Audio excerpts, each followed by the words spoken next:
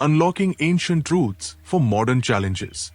हमारी आधुनिक दुनिया तेजी से बदल रही है, लेकिन क्या हम इस बदलाव के साथ अपने आंतरिक विकास को भी बढ़ा पा रहे हैं? उपनिषद, जो भारतीय ज्ञान का सबसे गहरा और महत्वपूर्ण हिस्सा है, आज भी हमें जीवन की सच्चाइयों को समझने में मदद कर सकते हैं। इस श्रृंखला में हिंदू मेरा परिचय में हम उपनिषदों के संदेशों को आज के समय में प्रासंगिक बनाएंगे।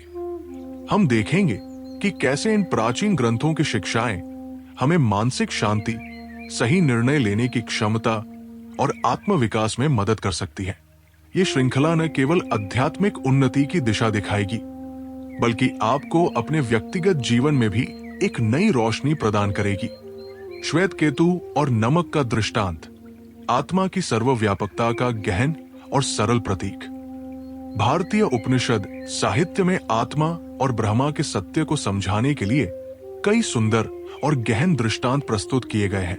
इन्हीं में से एक है छांदोग्य उपनिषद में वर्णित श्वेत केतु की कथा और नमक पानी का दृष्टांत। ये दृष्टांत न केवल आत्मा की सर्वव्यापकता का प्रतीक है, बल्कि इसे सरलता से समझाने का एक उत्कृष्ट माध्यम भी है। इस निबंध में हम इस दृष्टांत का गहराई से अध्ययन करेंगे और आत्मा की सर्वव्यापकता के दर्शन पर इसका प्रभाव समझने का प्रयास करेंगे।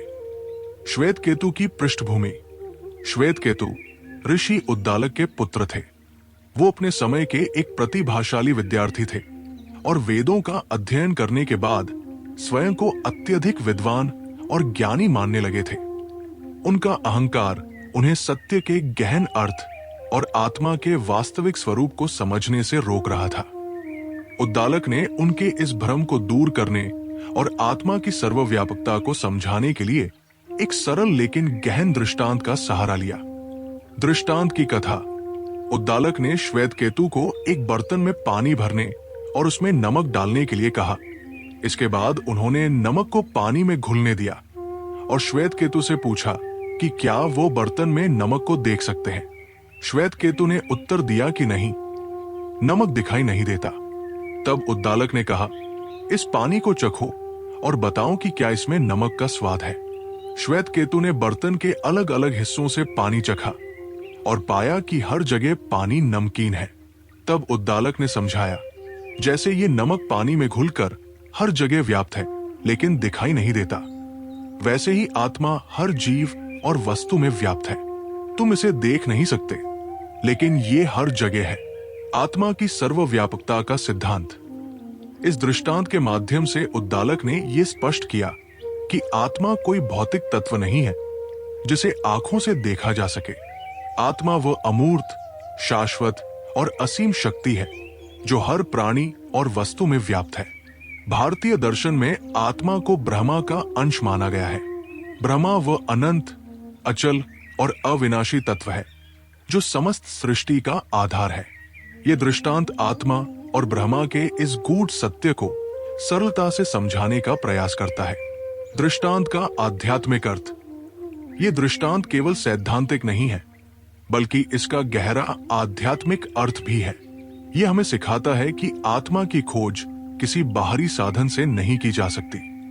आत्मा को जानने के लिए आंतरिक जागरूकता, साधना और आत्मनिरीक्षण आवश्यक है।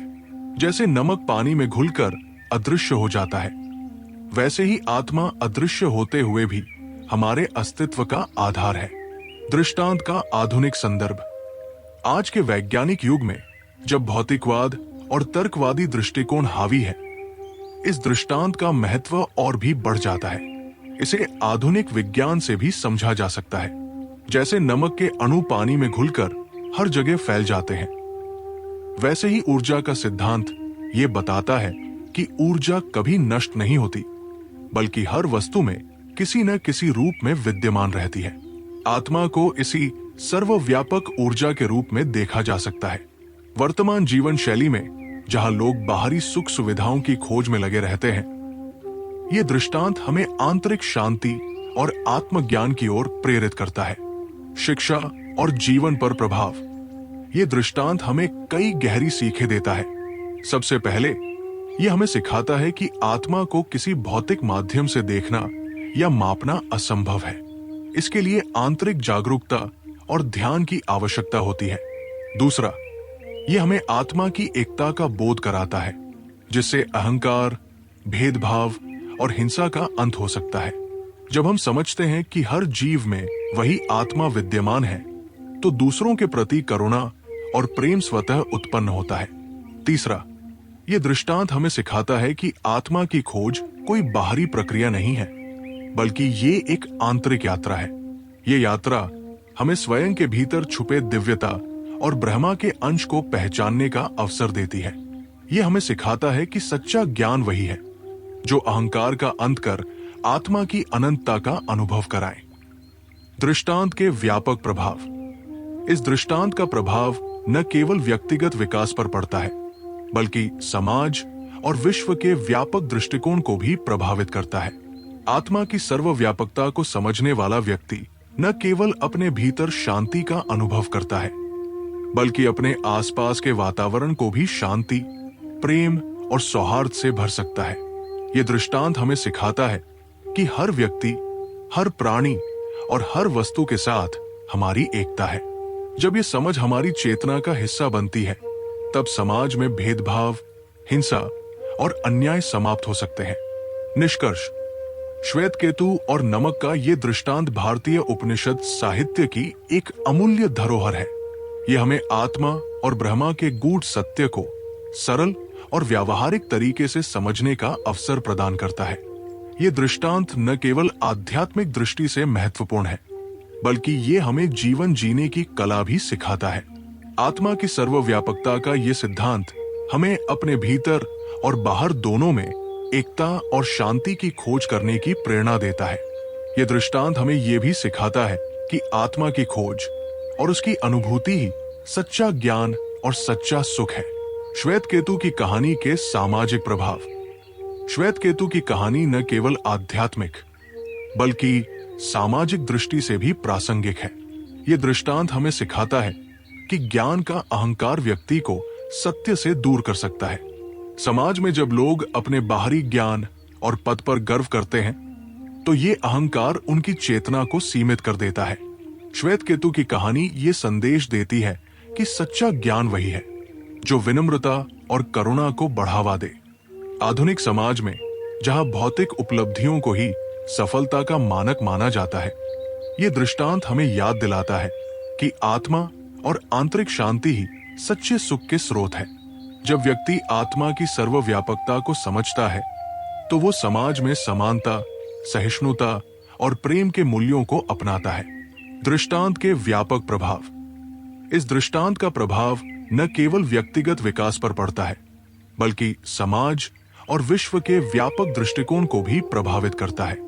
आत्मा की सर्वव्यापकता को समझने वाला व्यक्ति न केवल अपने भीतर शांति का अनुभव करता है, बल्कि अपने आसपास के वातावरण को भी शांति, प्रेम और सौहार्द से भर सकता है।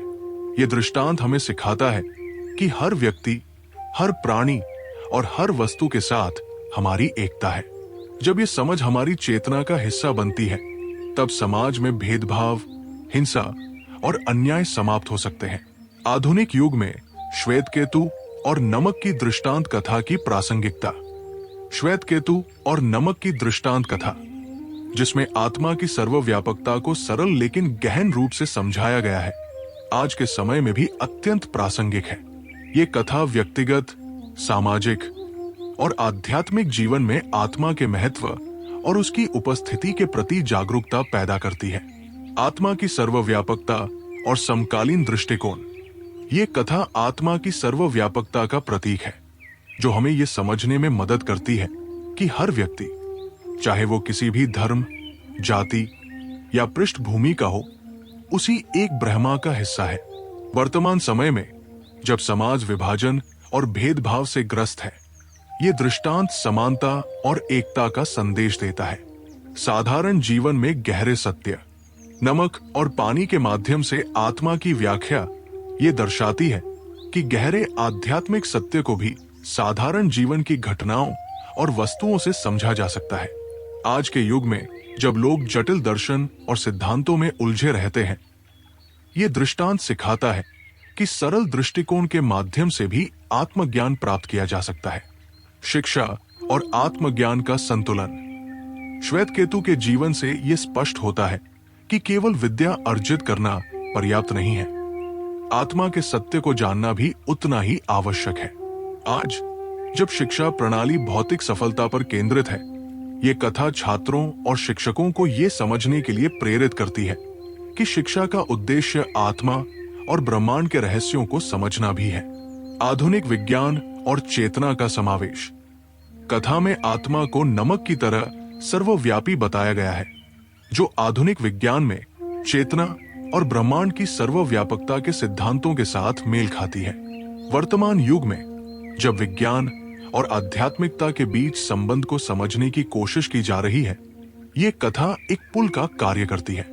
समर्पण और प्रश्न पूछने की महत्ता। श्वेत केतु द्वारा आत्मा और ब्रह्म ज्ञान के प्रश्न पूछना ये दर्शाता है कि ज्ञान प्राप्ति की यात्रा में जिज्ञासा और समर्पण का महत्व कितना बड़ा है। आज के समय में जब लोग केवल सतही जानकारी तक सीमित रह जाते हैं, ये कथा उन्हें गहराई से सोचने और सत्य की खोज करने के लिए प्रेरित करती है। आध्यात्मिकता और व्यावहारिक जीवन का संबंध। ये कथा ये भी सिखाती है कि आत्मा और ब्रह्म ज्ञान केवल दार्शनिक विचार नहीं है, बल्कि ये व्यावहारिक जीवन का अभिन्न हिस्सा है। आत्मा की सर्वव्यापकता का ज्ञान हमें हर व्यक्ति और प्राणी के प्रति करुणा, सहानुभूति और सम्मान के साथ व्यवहार करने के लिए प्रेरित करता है। आधुनिक समाज में समरसता का संदेश। नमक और पानी का दृष्टांत ये भी दर्शाता है कि आत्मा का सत्य सभी में समान है।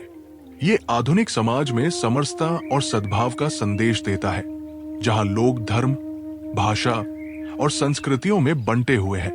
ध्यान और आत्मनिरीक्षण का महत्व। आत्मा के सत्य को समझने के लिए आत्मनिरीक्षण और ध्यान की आवश्यकता होती है। ये कथा आज के तनावपूर्ण जीवन में ध्यान और आत्मचिंतन के महत्व को रेखांकित करती है, जिससे व्यक्ति आंतरिक शांति और संतुलन प्राप्त कर सकता है। सार्वभौमिक सत्य की खोज।